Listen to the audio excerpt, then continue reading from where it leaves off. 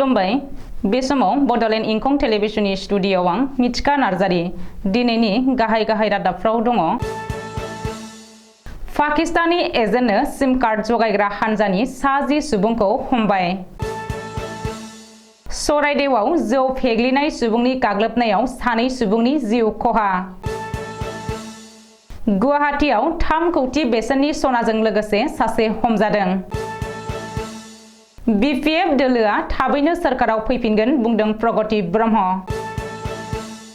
भमराबिल भिएचडिसिनि मासिगिरि जयकुमार ब्रह्मआ खौरांगिरि मेलनि जोहै गासैबो अजदफोरखौ नेवसिदों।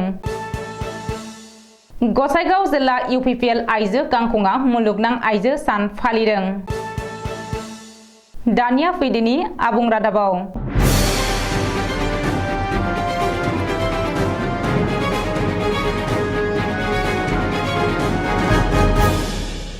आसामाव पाकिस्तानी एजेन्टजों सोमोन्दो लाखिनायनि अजदाव आसामनि 60 लाइमोनफोरा हमजादों। मिथिनो हानाय बायदिब्ला सीबीआईनि रिपर्ट बायदियै नगाव आरो मरिगाव पुलिसा अपारेशन खालामनानै पाकिस्तानी एजेन्टजों लोब्बा थानाय गोबांथार लाइमोनफोरखौ हमनो हादों। नगाव आरो मरिगाव पुलिसा दासिम 60 लाइमोनफोरखौ हमनो हाबाय।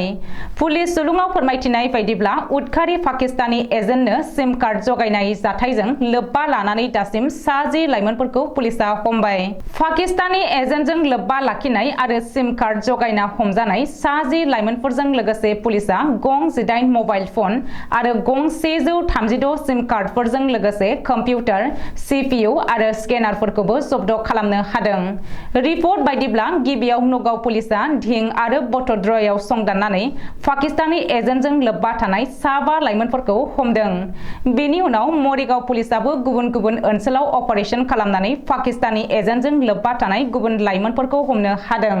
बबेखानि नगाव आरो मरिगावनि लाइमोनफोरा पाकिस्तानी एजेन्टनो सिम कार्ड जगायनायजों लोगोसे मबाइल ओटीपी दैथाय हरनायनिबो फोरमान मोनदों होननानै खौरां मोनदों। मख'नो गोनांदि मंगलबारखालि हराव मरिगाव जिल्लानिफ्राय सीबीआईआ सासे पाकिस्तानी एजेन्टखौ हमनो हादोंमोन।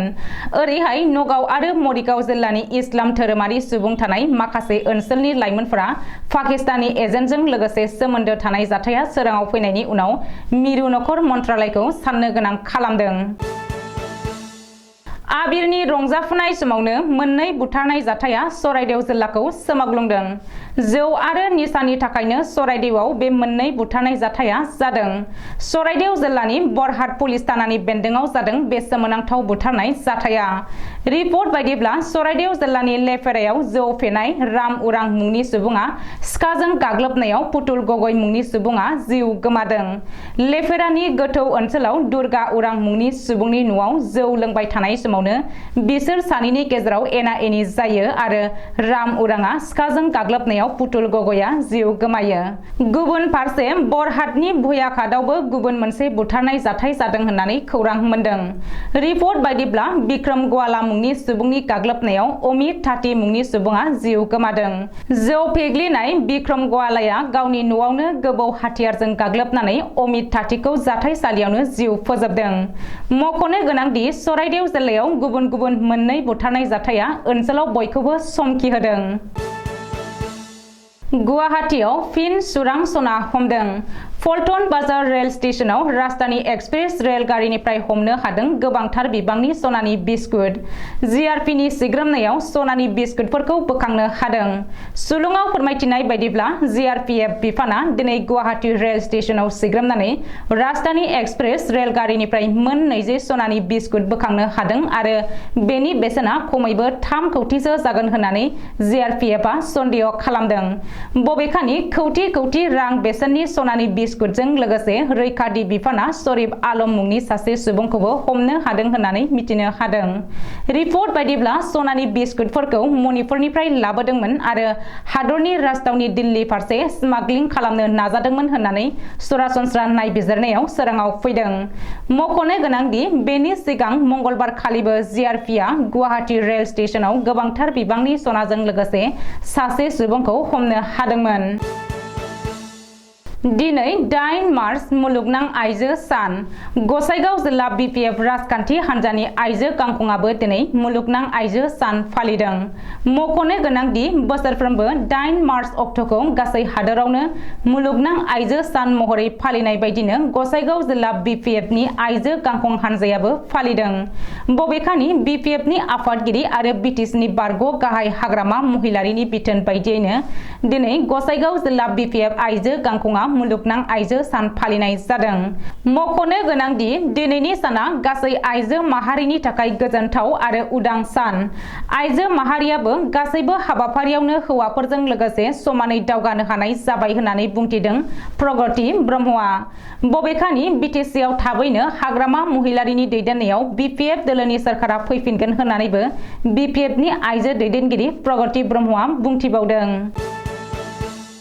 रां जादों होननानै भमराबिल भिएचडिसिनि मासिगिरिखौ खौरांनि गेजेरजों फोसावनायनि सायाव भमराबिल भिएचडिसिनि आफाद आरो मासिगिरि जयकुमार नार्जारिनि खौरां मेल खुंनानै खेंफोरथि होदों आरो गावसोरनि सायाव अजद होनायखौ थारलायै नेवसिगारदों। मख'नो गोनांदि गसाइगाव महकुमानि सिङाव थानाय भमराबिल भिएचडिसिनि मासिगिरि जयकुमार नार्जारिखौ थांनाय अक्ट' 1 मार्च खालारखालि खौरां बिजोंनि गेजेरजों पिएमएवाइ न'नि मुङाव न' मोनग्रा बिजाथिफोरनिफ्राय 2,000 रां लादों होननानै फोसावनाय जादोंमोन। जाउनाव बे खौरांखौ लानानै भमराबिल भिएचडिसि बेन्दोंनि सरासनस्रा रायजो राजाफ्रा सोमोनांदों। गुबुन फारसे भमराबिल भिएचडिसिनि मासिगिरि जयकुमार नार्जारि आरो सोद्रोमाफ्रा पिएमएवाइ न' मोनगिरिफोरनिफ्राय 1 रांबो लायाखै होननानै फोरमायथिदों। बेजों लोगोसे भिएचडिसिनि मासिगिरि जयकुमार नार्जारिखौ मासिनिफ्राय बोख्लायनो थाखायसो सानैसो मानसिनि थुनज्लायनायाव बेबायदि खौरां फोसावनानै बदनाम खालामनो नाजादों होननानै खौरांगिरिनि मेलाव फोरमायदों भमराबिल भिएचडिसिनि मासिगिरि जयकुमार नार्जारि आरो गाहाय नेहाथारि आयुब आली खानमोना। ओरैहाय भिएचडिसिनि मासिगिरि जयकुमार नार्जारिखौ बेबायदि बदनाम खालामनो थाखाय खौरांगिरि लिंनानै सानैसो मानसिनि गाज्रि थुनज्लायनायखौ जोंफ्रुदों न' मोनग्रा बिजाथिफोरजों लोगोसे भमराबिल भिएचडिसिनि आफादा। गसाइगाव महकुमानि सिङाव थानाय गसाइगाव जिल्ला इउपिपिएल मावख'आव दिनै मुलुगनां आइजो सान फालिदों। गसाइगाव जिल्ला आइजो गांखंनि बानजायनायाव दिनै गुबुन गुबुन जायगाफोराव फालिनाय बायदिनो मुलुगनां आइजो सानखौ गसाइगाव जिल्ला इउपिपिएल मावख'आव मुलुगनां आइजो सान फालिदों। बे हाबाफारियाव कसुगाव ब्लक, जमदुवार ब्लक, गुमा ब्लक आरो श्रीरामपुर ब्लकखौ लाफानानै गासै 4 ब्लकआ जथायै गाजा गोमजायै मुलुगनां आइजो सान फालिदों। दिनैनि रादाबा एसेनोसै। गोजोन्थों।